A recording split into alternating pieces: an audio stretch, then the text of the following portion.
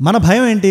బలహీన స్థితిలో ఓ వర్షం కురిసిన రాత్రి అన్నట్టు మనకు బాగా తెలిసిన సిగరెట్ షాప్ ముందో లేదా మనం బాగా తిరిగిన బార్ ముందో మన బైక్ వెళ్తున్నప్పుడు మనకు ఆ థాట్ వస్తుందనే కదా భయం, అవునా కదా? లేదా ఏదైనా ఒక టెంప్టింగ్ వీడియో ఏదైనా చూసినప్పుడు ఇలాంటప్పుడే కదా మన భయం. అలాంటప్పుడు మనం ఏం చేయాలి? డైరెక్ట్గా వెళ్ళి దాన్ని అటాక్ చేయాలి. ఇది ఎలా చేస్తాం? ఇప్పుడు అడిక్షన్స్, వ్యసనాలు, ఇది చాలా సబ్జెక్టివ్ టర్మ్ అండ్ రకరకాల జనాలకు మన చుట్టూ రకరకాల కైండ్ ఆఫ్ అడిక్షన్స్ ఉంటాయి. మనం దాని నుంచి బయటకు రావాలనుకుంటాం, ఒక రోజు 2 రోజులు 3 రోజులు ప్రయత్నాలు చేస్తుంటాం. బట్ ఎందుకో కొంతమంది వారం తర్వాత, కొంతమంది నెల తర్వాత, కొంతమంది సంవత్సరం తర్వాత మనం ఎక్కడైతే మొదలెట్టామో అక్కడికి వెనక్కి వచ్చేస్తుంటాం. అది సిగరెట్లు అయి ఉండొచ్చు, మందు అయి ఉండొచ్చు, బెట్టింగ్ అయి ఉండొచ్చు. కొన్ని కేసెస్ లో మాస్టర్బేషన్ ని కేటగిరీలో పెట్టొచ్చా లేదని ఆలోచిస్తుంటాను, కానీ దానివల్ల మనకు ఫిజికల్ గా ఎటువంటి డ్యామేజ్ జరగకపోయినా కూడా ఒక మెంటల్ విల్ మీరు ఒకటి ఫిక్స్ అయ్యి మళ్ళీ దాని దగ్గరికి వెనక్కి వస్తుండడం వల్ల మన మీద మనకే నమ్మకం పోతుంటది. ఇది చాలా కామన్. ఇది ఇవాళ వీడియోలో నేను ఏం చేస్తానంటే రెగ్యులర్ గా, రియలిస్టిక్ గా ఇలాంటి అడిక్షన్స్ గానీ ఒకవేళ మీకు ఉంటే, లేదా ఇన్ఫాక్ట్ ఎలాంటి అడిక్షన్స్ అయినా ఉంటే వాటిని వదిలించుకోవడానికి ఏం చేయాలి, ప్రపంచంలోనే మోస్ట్ సక్సెస్ఫుల్ మెథడ్స్ ఉంటాయి కదా, వాటిని ఆధారంగా చేసుకొని మనం మాట్లాడదాం.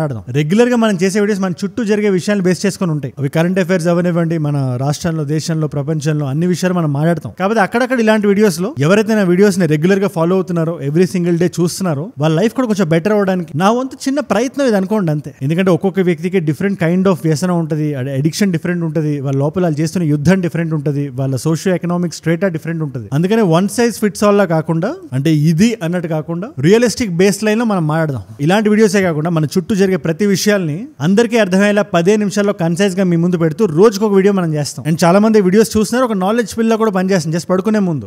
బట్ ఇలాంటి వీడియోస్ చాలా మంది కొత్త వాళ్ళకి రీచ్ అవుతున్నాయి కాబట్టి చెప్తున్నా. ఒకవేళ కానీ మీరు కొత్తగా వచ్చినట్లయితే కింద కనబడే సబ్స్క్రైబ్ బటన్ నొక్కి పెట్టుకోండి. నేను వీడియో పెట్టగానే మీ దగ్గర రావాలి కదా. సబ్స్క్రైబ్ చేశారుగా, డన్. ఒక మాట చెప్తారని మీరు రిలేషన్షిప్ లో ఉంటే మాత్రం మీకు ఖచ్చితంగా అర్థమవుతుంది. ఇది ఒక బ్యాడ్ హ్యాబిట్ ని మన లైఫ్ లో ఉండేదాన్ని మనం వదిలించుకోవడం అంటే ఒక టాక్సిక్ ఎక్స్ గర్ల్ ఫ్రెండ్ గానీ బాయ్ ఫ్రెండ్ గానీ బ్రేకప్ చెప్పడం లాంటిది. చాలా మెస్సీగా ఉంటుంది, చాలా కష్టంగా ఉంటుంది, అండ్ ఇట్స్ హార్డ్. ఎందుకంటే 3 గంటలు కూడా మెసేజ్ వస్తుంటది పొద్దున్నే. సో ఇలాంటి అడిక్షన్స్ వదులుకోవాలంటే అవి ఎక్కడ మొదలయ్యాయి అనే పాయింట్ దగ్గర మీరు వెళ్ళాలి. మీరు డినైల్ లో ఉండకూడదు. అంటే ఒకవేళ సిగరెట్ కొడుతున్నట్టయితే ఏదో అక్కడక్కడ కొడతానులే, లేదా రోజు 2 కదా, లేదా మందు కొడితే వారానికి ఒకసారే కదా, లేదా టిష్యూ పేపర్ తీసుకొని బాత్రూమ్కి వెళ్తే 3 రోజులకు ఒకసారే కదా అని చెప్పి ఒక రకమైన ఒక డినైల్ లో ఉంటాం. మనం చేసేది పెద్ద తప్పేం కాదు, దానివల్ల మన బాడీకి పెద్ద డ్యామేజ్ ఏం జరగదు, అది మెంటల్ గా కానీ ఫిజికల్ గా కానీ. బట్ ఈ డినైల్ లో ఉండడం వల్ల ఏం జరుగుతుందో తెలుసా?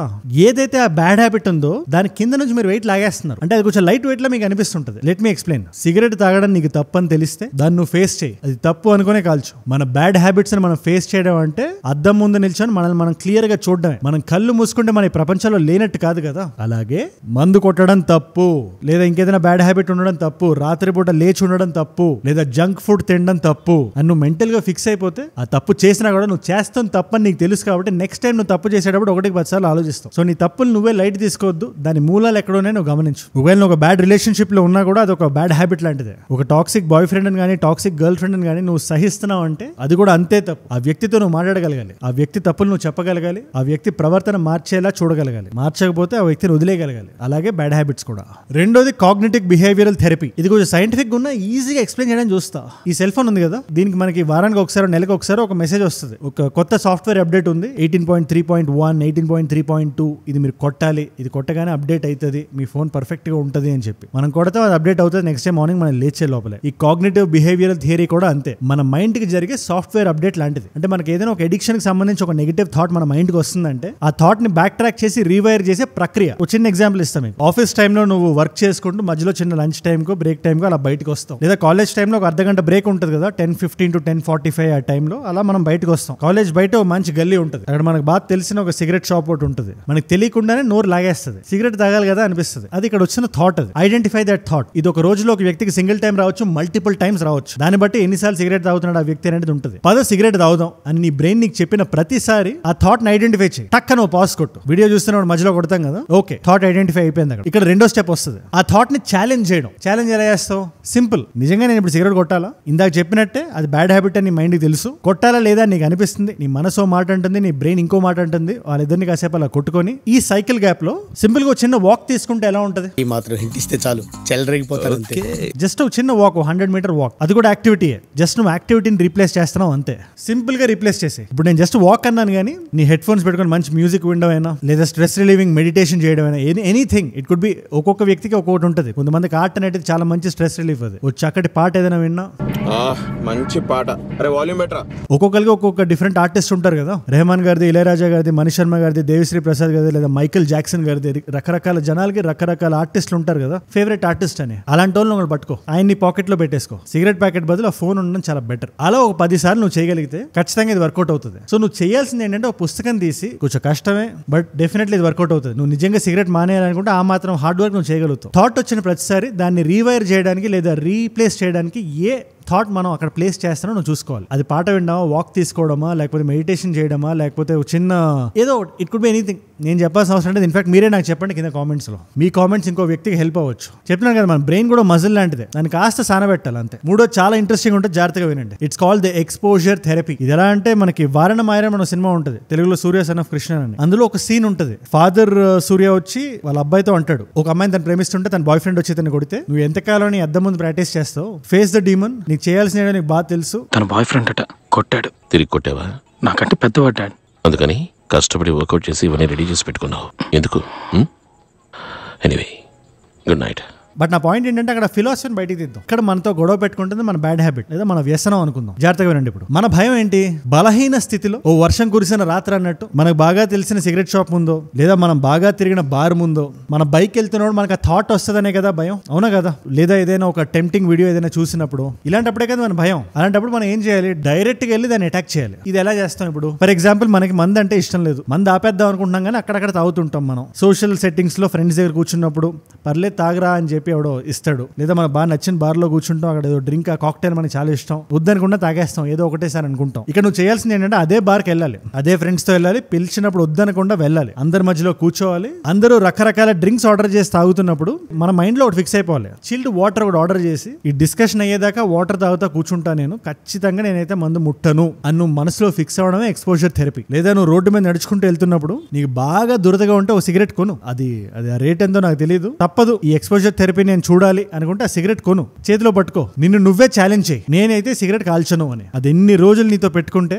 నువ్వు దాన్ని కట్ చేయకుండా ఈజీగా మానేస్తావు నువ్వు. ఇది ఎక్స్పోజర్ థెరపీ టెక్నిక్. ఇది నీలో నీకే తెలియకుండా నీ మీద ఒక నమ్మకాన్ని కూడా ఇన్స్టాల్ చేస్తున్నావు. ఒక 10-15 రోజుల కాల్చావా, ఓకే, ఇంకో సిగరెట్ కొని పెట్టుకో, అది నెల రోజులు ఆపు, తర్వాత ఇంకో 2 నెలలు ఆపు, తర్వాత 6 నెలలు ఆపు, తర్వాత సంవత్సరం ఆపు, తర్వాత నీకే తెలియకుండా నువ్వు ఆపేస్తావు. Next urge surfing. ఇది కూడా చాలా సైంటిఫిక్ టర్మ్ ఉంటుంది, బట్ దీన్ని ఎక్స్ప్లెయిన్ చేస్తాను. ఇది ఎవరికంటే నేను ప్రపంచంలో అన్ని టెక్నిక్స్ ట్రై చేస్తాను బట్ నన్ను నేను ఆపుకోలేకపోతున్నాను అని ఎవరైనా ఈ ఫీలింగ్ లో ఉంటే వాళ్ళకి పర్టికులర్ అర్జ్ సర్ఫింగ్ అనేది డెఫినెట్లీ హెల్ప్ అవుతుంది. అర్జ్ అంటే తొందర, ఆ తొందరని మేనేజ్ చేయగలగండి చాలు. ఫర్ ఎగ్జాంపుల్ ఇది స్లోగా ఈ టైం లైన్ పెంచాలి. మనకి ఏదైనా ఒక బ్యాడ్ హ్యాబిట్ ఉంది, అది చేయాలనిపిస్తుంది, మీరు దాన్ని కంప్లీట్లీ ఆపలేకపోతున్నారు, ఓకే మీరు ఆ విషయాన్ని చేయండి. బట్ దానికన్నా ముందు మీరు ఏం చేస్తారంటే ఒక్క 10 నిమిషాలు ఆపండి, 10 minutes. సో మీరు అర్జెన్సీ దగ్గర కొంచెం సర్ఫింగ్ చేస్తున్నారు, మీరు ఆ 10 నిమిషాలు ఆగలిగితే 2 విషయాలు జరుగుతాయి. ఒకటి, ఆత్మస్థైర్యం అనేది ఏదైతే ఉంటుందో అది పెరుగుతుంది. 2, 10 నిమిషాల తర్వాత మీకు అంతే డిమాండ్ ఉండదు. మీకు అర్థమవుతుంది కదా నేనేం చెప్తున్నాను? వన్స్ 10 నిమిషాలు మీరు సక్సెస్ఫుల్ గా దాటేసిన తర్వాత 10 నిమిషాలు నేను ఈజీగా ఉండగలుగుతున్నాను అన్నప్పుడు, ఎందుకంటే మన లైఫ్ లోనే మనం ఎప్పుడు ఈజీ మాన్యూవరింగ్ చేయకూడదు. ఇప్పుడు కొంచెం మనం ఒక స్ట్రెయిన్ కింద పెట్టాలి. అప్పుడు 10 నిమిషాలు తీసి అరగంట చేయండి, దాని తర్వాత అరగంటని గంట చేయండి, గంటని 2 గంటలు చేయండి. దీన్నే అర్జ్ సర్ఫింగ్ అంటారు. ఇది ఒకసారి ట్రై చేసి నాకు ఏం చేసినా వర్కౌట్ అవ్వట్లేదు అనే బ్యాచ్ ఇది ఒక్కసారి ట్రై చేసి దీని రిజల్ట్ ఏమొచ్చిందో నాకు మాత్రం చెప్పండి మీరు కింద కామెంట్స్ లో. ఇప్పుడు ఇంకొక స్టెప్ అహెడ్ వెళ్దాం. మీ థాట్స్ ఏవైతే ఉన్నాయో దాన్ని రికార్డ్ చేయడం మొదలు పెట్టండి. సరే, ఫ్రెండ్స్ తో మీరు బయటికి వెళ్ళారు, మీరు చేయాల్సిందే చేశారు, లేదా ఏదో వీడియో చూశారు, లేదా ఇన్స్టాగ్రామ్ లో ఏదైనా పోస్ట్ చూశారు, టిష్యూ పేపర్ తీసుకొని బాత్రూమ్కి వెళ్ళారు, అది చేయాల్సింది అయిపోయిన తర్వాత మీ ఇమీడియట్ ఫీలింగ్ ఏంటి అనేది వాక్ చాతుర్యం ఉండేవాళ్ళు కొంచెం ఫోన్ లో రికార్డ్ చేయండి, రచనా చాతుర్యం ఉండేవాళ్ళు కొంచెం రాయండి, అది పుస్తకాల్లో కానీ నోట్ ప్యాడ్ లో కానీ. మీ ఎగ్జాక్ట్ ఫీలింగ్ ఏదైతే ఉందో దాన్ని జర్నల్ చేయండి, దాన్ని కరెక్ట్ గా టాప్ టు బాటమ్ ఒక 100, 200, 300 వర్డ్స్ అయినా రాయండి. నెక్స్ట్ టైం మీకు అనిపిస్తుంది కదా ఇలా రాయడం వల్ల మళ్ళీ దానికి 2 బెనిఫిట్స్ ఉన్నాయి.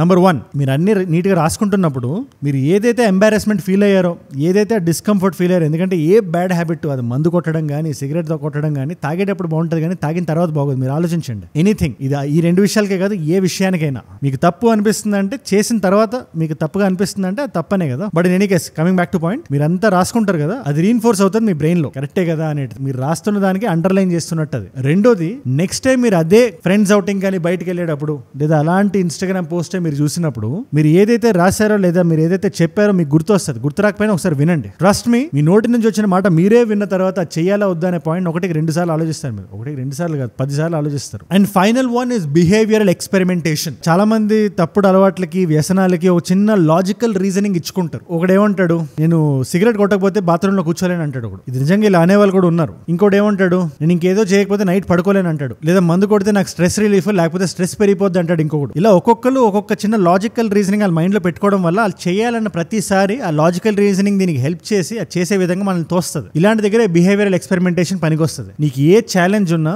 అది పక్కన పడేసి ట్రై చేయి. ప్రపంచంలో అసలు ఆ వస్తువే లేదనుకో, సిగరెట్టే ప్రపంచంలో లేకపోతే నువ్వు బాత్రూమ్కి వెళ్ళావా? సో ప్రతి దానికి మనం ఇచ్చుకున్న సంజాయిషే గానీ దాన్ని దాటి అక్కడ ఏం ఉండదు. వన్స్ ఈ బిహేవియరల్ ఎక్స్పెరిమెంటేషన్ స్టార్ట్ అయిన తర్వాత నీలో జరిగే మార్పులు నువ్వే చూస్తావు. మోస్ట్ ఆఫ్ ద పాయింట్స్ అందరికీ అర్థమయ్యే విధంగా నేను క్లియర్ చేస్తాను. ఒకవేళ నేను ఏదైనా పాయింట్ మిస్ అయ్యానా, మీకు ఏదైనా అలవాటు ఉండి ఆ అలవాటుని పోగొట్టుకోవడానికి మీరు ఏమైనా ట్రై చేసి మీకు వర్కౌట్ అయిందా, వేరే వాళ్ళకి చెప్పడానికి చూడండి. ఎందుకంటే నేను ఈ కామెంట్స్ ని ఒక థాట్ ఫారం లో పెడదాం అనుకుంటున్నాను. నేను కూడా మీలాగే నేర్చుకుంటా ఉంటా. సో ఖచ్చితంగా ఏదో మిస్ అయి ఉంటా. So let us all learn. And ఏవైతే బ్యాడ్ హ్యాబిట్స్ ఉన్నాయో వీఆర్ బెటర్ దాన్ దట్. ఇంకా దాన్ని దాటి ముందుకు వెళ్తాం. నా లైఫ్ లో చూడాల్సినవి చాలా ఉన్నాయి, సాధించాల్సినవి చాలా ఉన్నాయి, గుడ్ ఎక్స్పీరియన్సెస్ చాలా ఉన్నాయి. సో వీటిని సైడ్ పెడదాం and will try to get better. And మీరు ఇక్కడ దాకా నా వీడియోలో వచ్చారంటే నా వీడియోస్ మిమ్మల్ని ఆకట్టుకుంటున్నాయి అండ్ ఒక వాల్యూ పొందుతున్నారు. Thank you so much for that. మీరు ఇలా డైలీ నా వీడియోస్ చూడడం వల్ల చాలా మంది కొత్త వాళ్ళకి కూడా ఈ వీడియోస్ రీచ్ అవుతున్నాయి. అండ్ మీరు ఒకవేళ కొత్తగా ఇక్కడ దాకా వచ్చుంటే ఖచ్చితంగా సబ్స్క్రైబ్ చేసి పెట్టుకోండి. నా వీడియో రోజు వస్తుంది, వచ్చి రాగానే మీ దాకా వచ్చేస్తుంది. సబ్స్క్రైబ్ చేశారుగా, డన్. అండ్ ఇలాంటి వీడియో ఐడియా టాపిక్స్ నాకు ఏదైనా ఇద్దాం అనుకుంటే లేదా నాతో ఏదైనా మాట్లాడదాం అనుకుంటే Instagram is the way to go. Ajay from ఏజుడ్ అని ఉంటుంది. అజయ్ ఫ్రమ్ ఏజుడ్ 1+ million ఫాలోవర్స్ ఉంటారు. You should be able to find me. రండి అక్కడికి వచ్చేసేయండి. ఇలాంటి వీడియోస్ ని రీల్స్ లా చూద్దామన్నా, అదే షార్ట్స్ లా చూద్దామన్నా, లేదా నా చుట్టూ జరుగుతున్న విషయాలు ఏమన్నా మీరు చూద్దాం అనుకుంటే Instagram is the way to go. రండి అక్కడ కూడా కనెక్ట్ అవుదాం. అండ్ మీకోసం 2 కాంప్లిమెంటరీ వీడియోస్ పెడుతున్నాను. దిస్ పర్టికులర్ వీడియో రీసెంట్ గా మ్యూనిక్ లో జరిగిన ఒక ప్యానెల్ డిస్కషన్ లో ఎస్ జయశంకర్ గారు ఇండియా చాలా ప్రౌడ్ గా ఫీల్ అయ్యేలా మాట్లాడారు. ఆయన జియో పొలిటికల్ గా ఏమైనా తెలుసుకుందాం అనుకుంటే ఆ పర్టికులర్ వీడియో ఇక్కడ ఉంది. లేదా కేరళ ర్యాగింగ్ ఇన్సిడెంట్, అది గుండెల్ని కలిసి వేస్తుంది. అది ఒకవేళ మీరు స్టూడెంట్స్ అయినా, పేరెంట్స్ అయినా, ప్రొఫెసర్స్ అయినా, ఏ దీంట్లో ఉన్నా కూడా మనకి చాలా ఇంపార్టెంట్. ర్యాగింగ్ అనేది ఎంత తప్పు అండ్ ఈ పర్టికులర్ ఇన్సిడెంట్ లో కేరళలో ఏం జరిగిందో అది మన సొసైటీ మొత్తానికి ఒక అద్దంలా పనిచేస్తుంది. అది దాని గురించి నేను మాట్లాడా, దాని గురించి నేను డిస్కస్ చేసా. ఆ పర్టికులర్ వీడియో ఇక్కడ ఉంది. మీకు ఏ వీడియో ఇంట్రెస్ట్ ఉంటే ఆ వీడియో చూడండి. అండ్ నేను మిమ్మల్ని మళ్ళీ రేపు కలుస్తా. మనందరం కలిసి పెరగాలి, కలిసి ఎదగాలి. Let us all grow together. Let us all rise together. Rise above addictions, rise above arrogance, rise above hate. ఏజుడ్ అంటే మనం. జై హింద్, జై భారత్, జై ఆంజనేయ, ఓం నమో వెంకటేశాయ.